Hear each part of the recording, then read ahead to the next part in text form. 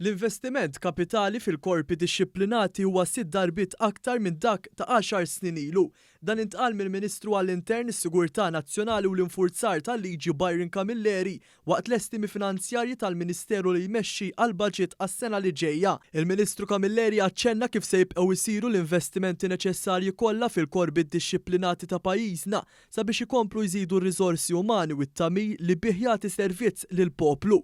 Il-Ministru spjega wkoll li matul is-sena li ġejja il-proġett tal-Pulizija fil-komunità li kien ta' għajnuna kbira l-komunitajiet u kompla jsaħħaħ il-fiduċja tan-nies fil-korp se jiġi estiż fi 13 il-lokalità oħra.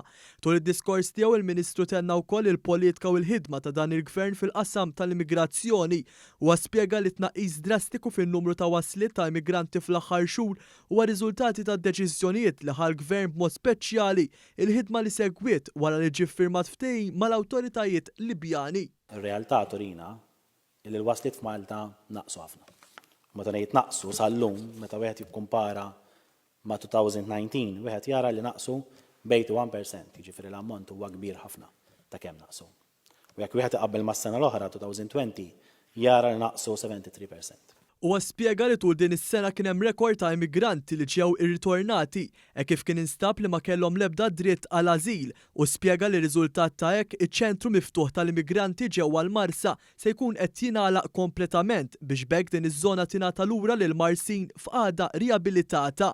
Min-naħa tiegħu is-Segretarju Parlamentari għaċ-Ċittadinanza u l-Komunitajiet Alex Muscat spjega li fil-budget ġie mħabbar li se tkun varata l-iskema tal-Startup Residence Permit li hija inizjattiva li se tkun qed tagħti permess ta' residenza lil kull min irid jiġi Malta biex jinvesti u jiżviluppa prodott jew servizz ġdid. Is-Segretarju Parlamentari faħħar ukoll il-ħidma tal-Aġenzija ta' Residenza Malta li tul il-5 snin li la taħdem kisbet ħuta aktar minn 60 miljun euro. Alex Muscat żied jgħid li permezz tal-Fond għall-Iżvilupp Soċjali se jkomplu jitwettqu miżuri u proġetti ta' fejda l-poplu Malti wawċi fosthom it-trakka tal-karozzi ġewwa Ħalfar.